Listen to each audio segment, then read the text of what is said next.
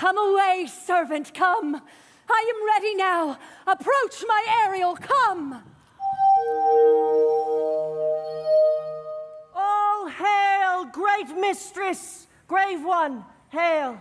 I come to answer thy best pleasure, be it to fly, to swim, to dive into the fire, to ride on the curled clouds. To thy strong bidding, task Ariel and all his quality. Hast thou, spirit, performed to point the Tempest where I bade thee? To every article. I boarded the king's ship, now on the beak, now on the waist, the deck. In every cabin I flamed amazement.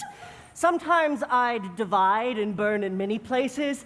On the topmast, the yards and bowsprit would I flame distinctly, then meet and join. Jove's lightning, the precursors of the dreadful thunderclaps, more momentary and sight outrunning, were not. The fire and cracks of sulphurous roaring, the most mighty Neptune seemed to besiege, and make his bold waves tremble, yea, his dread trident shake. My brave spirit! But who is so firm, so constant, that they could not resist this reason? Not a soul, but felt a fever of the mad and played some tricks of desperation. All but mariners plunged in the foaming brine and quit the vessel, then all afire with me. The king's son, Ferdinand, with hair upstaring, then like reeds, not hair, was the first man that leapt, cried, "Hell is empty, and all the devils are here!" Why, that's my spirit. But was not this nigh shore? Close by, my mistress. But are they, Ariel, safe? Not a hair perished. On their sustaining garments, not a blemish, but fresher than before. And as thou badst me, in troops I have dispersed them about the isle. The king's son have I landed by himself, whom I left cooling of the air with sighs in an odd angle of the isle, and sitting, his arms in this sad knot. Of the king's ship, the mariners, say how thou hast disposed, and all the rest of the fleet. Safely in harbor is the king's ship, in the deep nook, where once thou calledst me up at midnight to fetch dew from the still-vexed Bermudas. There she's hid. The mariners, all under hatches stowed, who with a charm, joined to their suffered labor, I have left asleep. And for the rest of the fleet, which I dispersed, they all have met again, and are upon the Mediterranean float, bound sadly home for Naples, supposing they saw the king's ship wrecked, and his great person perish. Ariel, thy charge exactly is performed, but there's more work. What is the time of the day? Past the mid-season? At least 2 glasses. The time twixt 6 and now must by us both be spent most preciously. Is there more toil? Since thou dost give me pains, let me remember thee what thou hast promised, which is not yet performed me. How now, moody? What is't thou canst demand? My liberty! Before the time be out, no more! I prithee, remember I have done thee worthy service, told thee no lies, made no mistakings, served without or grudge or grumblings. Thou didst promise to deduct me a full year. Dost thou forget from what a torment I did free thee? No. Thou dost. And thanks it much to tread the ooze of the salt deep, to run upon the sharp wind of the north, to do me business in the banks of the earth when it is baked with frost. I do not, ma'am. Thou liest, malignant thing! Hast thou forgot the foul witch Sycorax, who with age and envy was grown into a hoop? Hast thou forgot her? No, madam. Thou hast. Where was she born? Speak. Tell me. Madam, in Algiers. Oh, was she so? I must once in a month recount what thou hast been, which thou forgett'st. The damned witch Sycorax, for mischiefs manifold and sorceries terrible to enter human hearing, from Algiers, thou know'st, was banished. For one thing she did, they would not take her life. Is not this true? Aye, 'tis. This blue-eyed hag was hither brought with child, and here was left by the sailors. Thou, my slave, as thy reports thyself, was then her servant. And for thou was a spirit too delicate to act her earthy and abhorred commands, refusing her grand request, she did confine thee, with help from her more potent ministers, and in her most unmitigable rage, into a cloven pine, within which rift imprisoned thou didst painfully remain a dozen years. within which space of time she died and left thee there, where thou didst vent thy groans. Then was this island, save for the sun she did litter here, a freckled whelp hag-born, not honored with human shape. Yes, Caliban, her son. Dull thing, I say so. Yes, he, that Caliban, whom now I keep in service. Thou best know'st from what a torment I did free thee. Thy groans would make the wolves howl, and beat the breast of every angry bears. It was a damned shame laid on by Sycorax, which Sycorax could not undo. It was mine art, when I arrived and heard thee, that made gape the pine and let thee out. I thank thee, mistress. If thou more murmurest, I'll rend an oak and peg thee in his knotty entrails till thou hast howled away 12 winters. Pardon, mistress.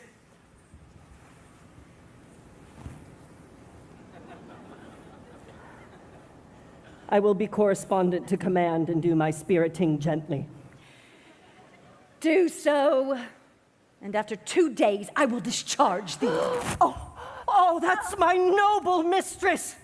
What shall I do? Say what?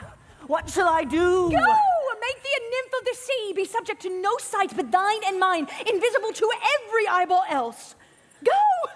Take this shape, hence with diligence. My lady, it shall be done.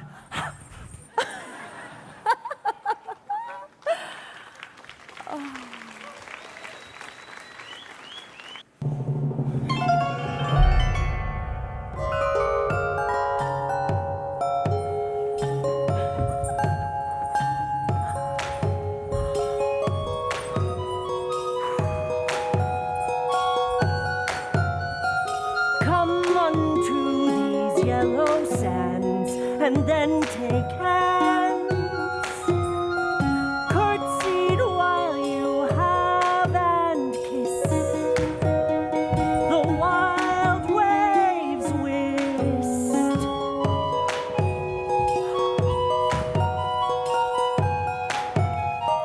Footed featly here and there, and sweet sprites the burden bear.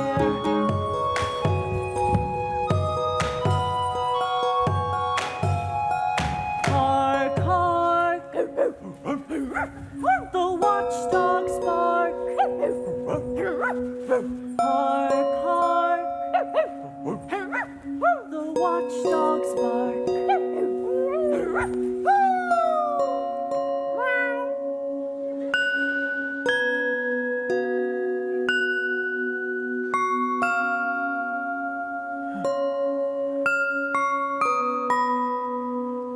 Where should this music be?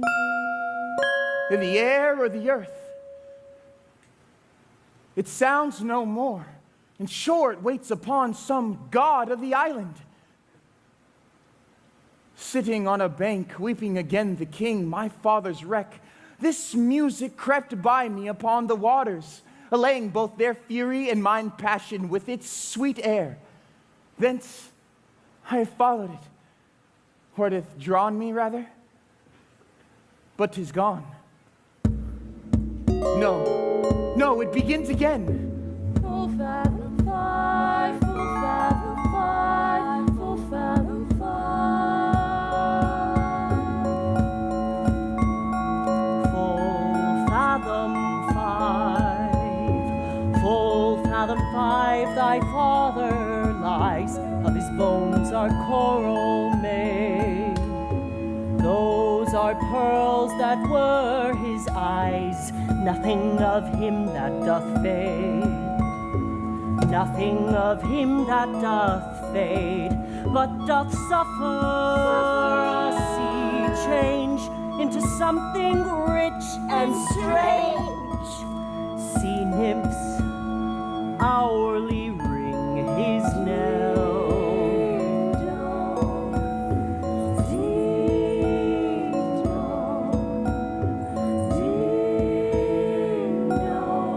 My lord, the Duke, stand to, and do as we.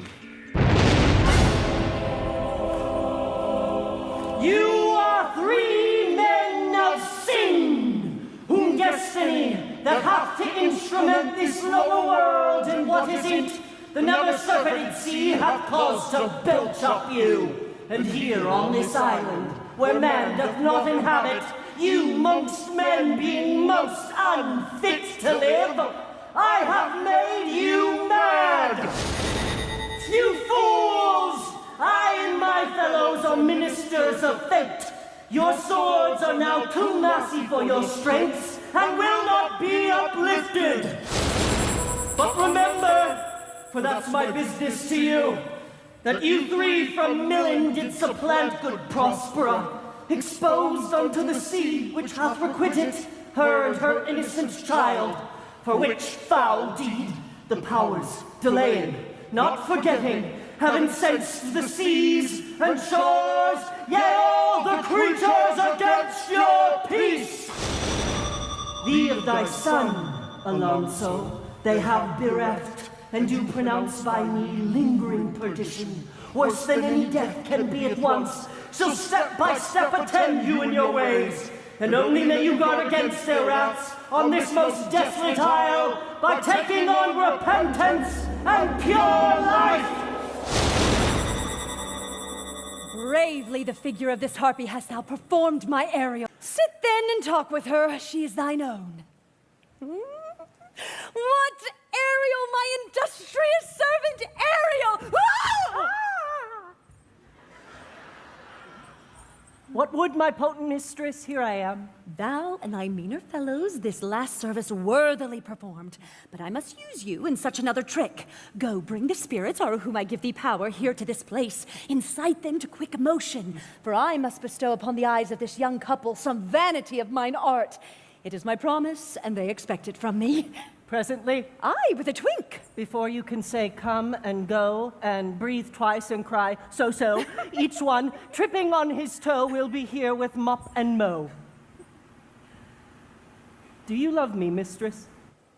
No? Dearly, my delicate Ariel. Do not approach till thou dost hear me call. Well, I conceive. Come with a thought, I think the Ariel come. Thy thoughts I cleave to, what's thy pleasure? Spirit, we must prepare to meet with Caliban. Aye, my commander. When I presented Ceres, I thought to have told thee of it, but I feared lest I might anger thee. Say again, where didst thou leave these varlets? I told you, ma'am. They were red hot with drinking, so full of valor that they smote the air for breathing in their faces, beat the ground for kissing of their feet, yet always bending towards their project. Then I beat my tabor, at which, like untamed colts, they lifted their noses as they smelt music. So I charmed their ears, that calf-like they my lowing followed through toothed briars, sharp furzes, pricking gorse and thorns, which entered their frail shins. At last I left them in the filthy mantled pool beyond your cell, there, dancing up to the chins, that the foul lake o'erstunk their feet. This was well done, my bird. Thy shape invisible retain thou still. The trumpery in my house, go, bring it hither for stale to catch these thieves. I go. Go, charge thy goblins that they grind their joints to dry convulsions, shorten their sinews with aged cramps, and more pinch-spotted make them than pard or cat of the mountain.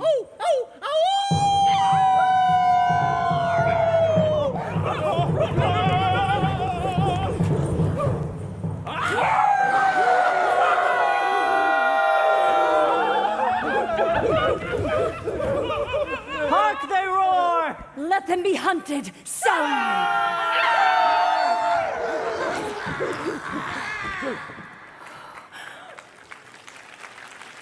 Now does my project gather to a head. My charms crack not, my spirits obey, and time goes upright with its carriage. How's the day? On the 6th hour, at which time, lady, you said our work should cease. I did say so when first I raised the Tempest. Say, my spirit, how fares the king and his followers? Confined together, in the same fashion as you gave in charge, just as you left them, all prisoners, ma'am, in the lime grove which weather fends your cell. They cannot budge till your release. The king, his brother, and yours abide all three in madness, and the remainder mourning over them, brimful of sorrow and dismay. but chiefly him that you termed ma'am, the good old Lord Gonzalo. His tears run down his cheek like winter's drops from eaves of reeds. Your charm so strongly works them that if you now beheld them, your affections would become tender. Dost thou think so, spirit? Mine would, ma'am, were I human. Oh. And mine shall. Hast thou, which art but air, a touch, a feeling of their affliction, and shall not myself, one of their kind, that relish all as sharply passion as they, be kindlier moved than thou art? Though with their high wrongs I am struck to the quick, yet with my nobler reason, 'gainst my fury, do I take part. The rarer action is in virtue than vengeance. They being penitent, the sole drift of my purpose doth extend not a frown further. Go, release them, Ariel. My charms I'll break, their senses I'll restore, and they shall be themselves. I'll fetch them, lady. Ariel, fetch the hat and garment from my cell. I will here discase me, myself present, as I was sometime millen. Quickly, spirit, thou shalt ere long be free.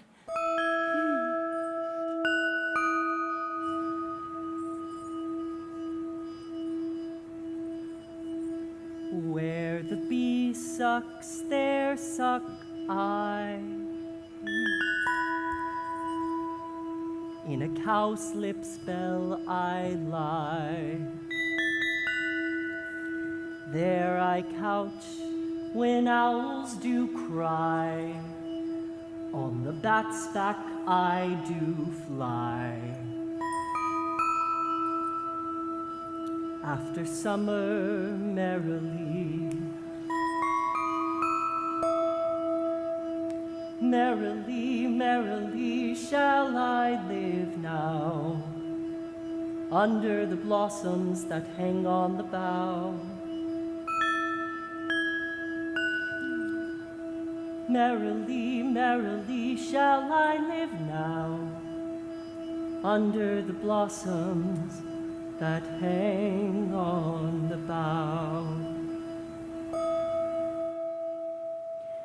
Why, that's my dainty Ariel. I shall miss thee, but yet thou shalt have freedom. So,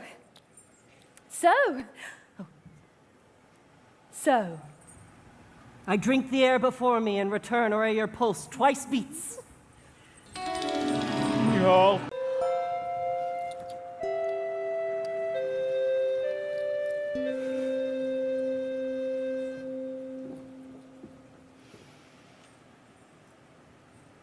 my Ariel chick.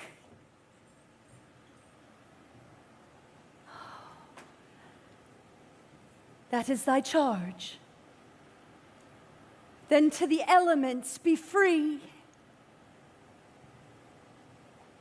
and fare thou well.